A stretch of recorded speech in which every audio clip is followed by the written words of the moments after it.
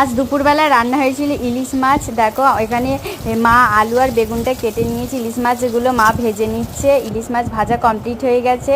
আর আমাদের এই বাগানে দেখো কত শালকি পাখি এসেছে, ওরা ঘুরছে ওদের মুড়ি ছড়িয়ে দিতে। দেখো ইলিশ মাছ ভাজা তেল দিয়ে ভাত খেতে তো আমাদের খুবই ভালো লাগে, তার সঙ্গে ইলিশ মাছের ঝোলও ভালো লাগে। আজ হবে বেগুন দিয়ে পাতলা ঝোল। প্রথমে দেখো কড়াইতে চাপিয়ে তেল দিয়ে ওতে গোটা জিরে কালো জিরে ফোড়ন দিয়ে দিচ্ছে, কেটে রাখা বেগুন আর আলুগুলোও ছেড়ে দিচ্ছে, ভালো করে নাড়াচাড়া করে ভেজে কষিয়ে নিচ্ছে। ওতে লবণ হলুদ আর কাশ্মীরি রেড চিলি পাউডার দিয়ে দিয়েছে। তারপর আমি এখানে দেখো সর্ষে জিরে পোস্ত নিয়ে শিলনোড়ায় বেটে নিয়ে চলে এসেছি।